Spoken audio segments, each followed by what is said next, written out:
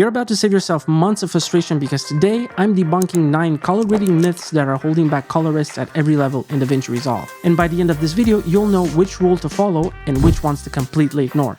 So let's start with the most expensive myth in all of filmmaking. You can fix everything in post. Let me guess, somebody told you we'll fix it in post during production, right? This is probably one of the most, if not the most expensive myth in filmmaking. Here's footage that's 3 stops underexposed. Watch what happens when I use lift, gamma, and gain to correct the exposure. First I'm gonna use lift, then gamma, keeping an eye on my waveform, and finally gain. Now let's zoom in. See the noise and color shift in my shirt? That's digital noise from pushing the shadows too far. Here's a side-by-side comparison of how the footage should have been properly exposed in camera. The rule is simple. Capture 80% of the look on set, grade the remaining 20%. Your sensor's dynamic range has limits. Respect them. During filming, use the waveform on your camera or monitor, and keep your shadows above 10 IRE and your highlights below 90 IRE for maximum grading flexibility. Speaking of things that can save bad footage, let's talk about the idea that everybody thinks is the magic bullet. More grading gives you better results. This is where I used to spend entire nights tweaking every single parameter, convinced that my 20-second adjustment would finally make the shot perfect. It didn't. Here's the same shot with 14 different adjustments versus 3 targeted ones. Which one looks more professional? The best colorists know when to stop. Your job is not to prove that you know how to use every tool. Your job is to serve the story. Sometimes the best color grades are barely noticeable. Try this. Do your normal grade, then remove half of the adjustments. I bet it looks better 70% of the time. Now, if overprocessing is one extreme, then the other extreme is believing that you can slap on a LUT and call it a day. Oh boy, do I have some stories about that. LUTs give instant cinematic look. Hollywood LUT pack, instant cinematic look. I probably fell for this exact ad 7 years ago. And let me tell you what actually happened when I tried to use one of those color grading LUTs on real projects. Here's a cinematic LUT applied to 3 different shots in 3 different lighting conditions. And even though my color space transform is properly set to work with LUTs, the LUT itself doesn't quite deliver that so-called cinematic look. And that's because color grading LUTs and sometimes conversion LUTs should be treated as starting points, not endpoints. Think of them as a base recipe that you modify for each dish. In DaVinci, always do your basic correction before applying any color grading LUT. Fix exposure, white balance, and contrast first. Which brings up something that confused me for months when I was starting out. What is the difference between correction and grading? I used to think they were the same thing, but that mistake cost me a lot of time. Correction is the same as grading. Here's the thing that nobody explains clearly. Correction is like tuning a guitar.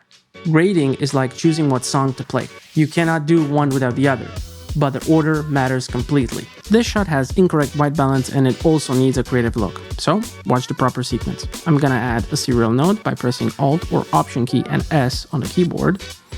And in the primaries palette, color wheels, I'm going to increase the lift ever so slightly and increase the gamma as well ever so slightly, watching the image and the waveform. Now I'm going to decrease the gain somewhere around here. Next, I'm going to go to the log wheels and I'm going to decrease the shadows, again keeping an eye on the image and the waveform. And next I'm going to increase the midtones somewhere around here. Perfect. I'm going to leave the highlights alone because they won't help me in this scenario. Next, I'm going to cool off the image because it has a warmer tone. So let's add another node. And using the temp, I'm going to decrease its value. So move it to the negative side, somewhere around here. Now, it still has a warm magenta tone in it. So I'm going to add green to balance it out, keeping an eye on the white t-shirt and the waveform. So somewhere around here is perfect. Next, let's add our contrast curve. Alt or Option S, go to the curves.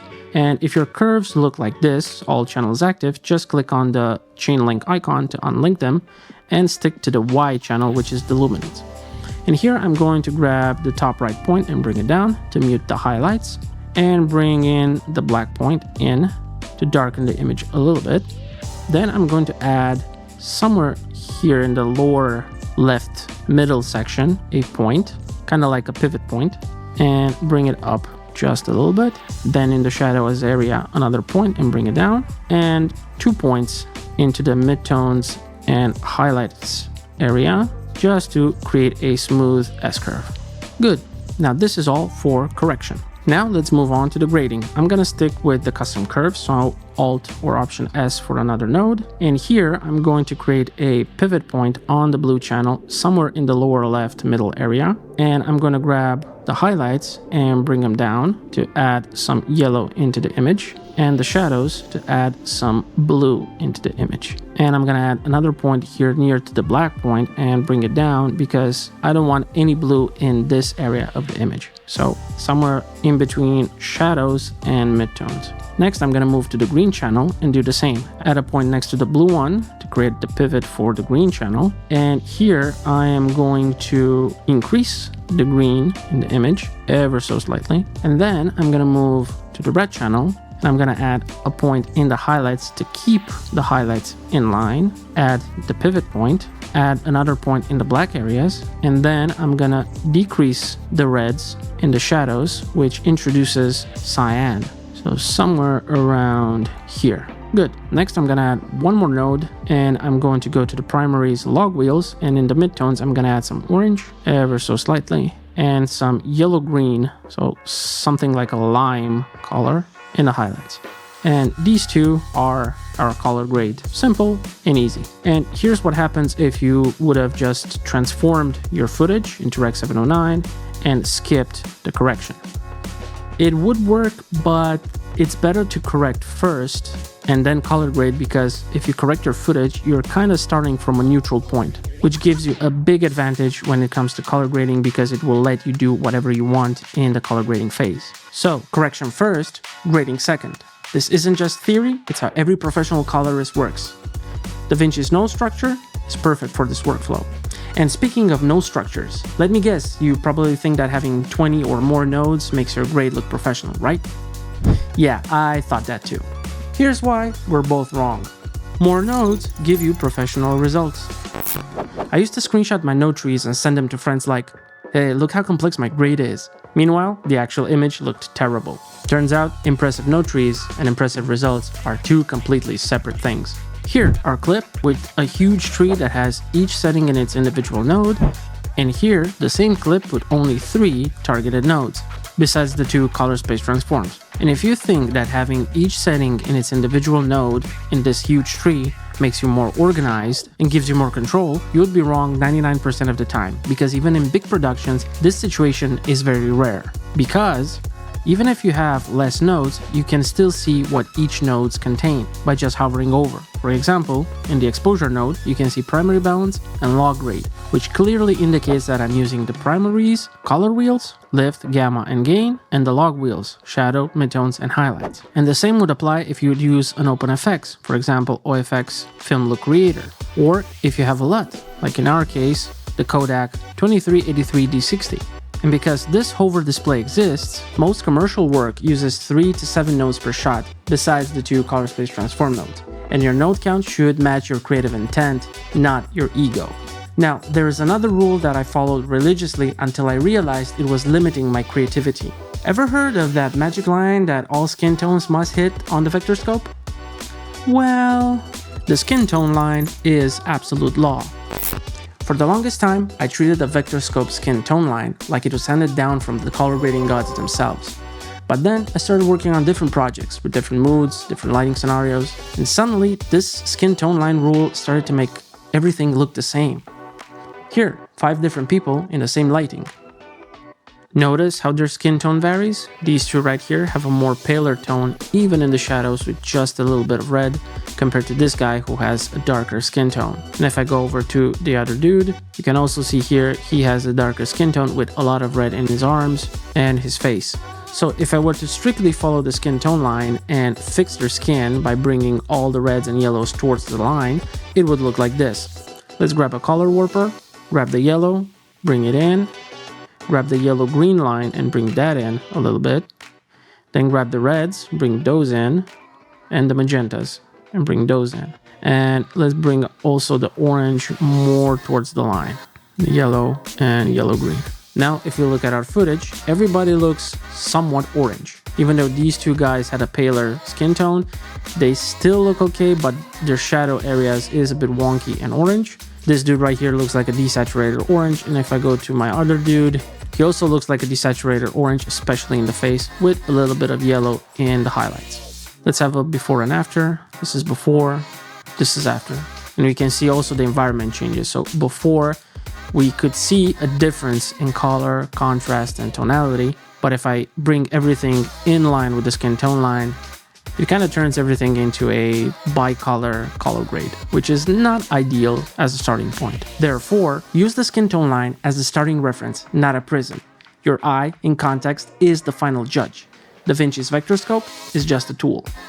And you know what else shouldn't be a rigid rule? This next myth that's probably responsible for more eye strain and headaches than any other technique in color grading. Crushed blacks plus saturation equal pop. Raise your hand if you ever cranked up the contrast and saturation sliders thinking, this looks so much more dynamic. Come on, be honest. I definitely did this. And then I tried to watch a 10-minute video edited that way, and I wanted to throw my monitor out the window afterwards. Here, which one of these can you watch for more than 1 hour without eye fatigue?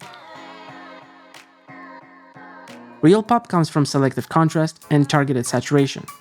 Not every sequence needs to look like a Marvel movie trailer, but try this. Instead of crushing your blacks, just lower your gamma and add targeted contrast with custom curves. Your shadows will thank you. But even if you get all the creative stuff right, there is one technical setting that trips up almost everyone, and it's hiding in plain sight in your project settings. Default color management is enough.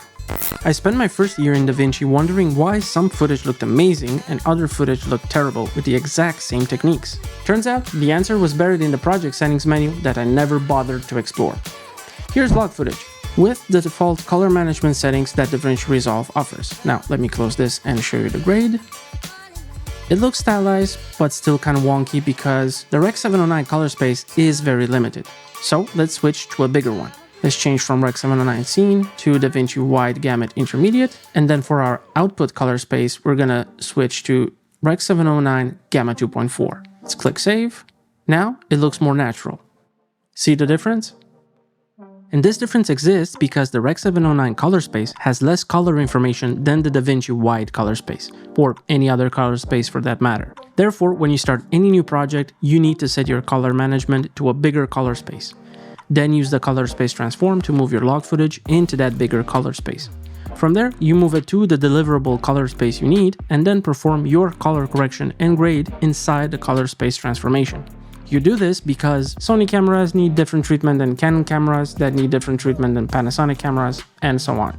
And that brings us to our final myth, one that I guarantee has frustrated every single person watching this video. It's the lazy shortcut that never actually saves time. Copy-paste solves shot matching. Picture this, you spend hours perfecting a grade on one shot, then copy those settings to the rest of your clips thinking you're being efficient. But then when you check them, you realize the rest of your sequence looks like it was shot on different planets. Sounds familiar? Here. Same settings, different results. Why? Because each shot is unique. Therefore, match the feel, not the numbers. Two shots can have identical waveforms and look completely different. So, there you have it. 9 myths that have probably cost you hours of frustration and maybe even some clients. But here's the thing I want you to remember as we wrap this up. The biggest lesson from all of these myths isn't technical. It's that color grading is about serving the story and not following arbitrary rules. Whether it's knowing that correction comes before grading, understanding that often simple beats complex, or just trusting your eyes over rigid technical guidelines. It all comes back to making intentional choices. So, which myth are you guilty of? Drop a comment. I bet most of you are doing number 3 or number 7. No judgment here, we've all been there. But remember, color grading isn't about following rules. It's about knowing when to break them intelligently.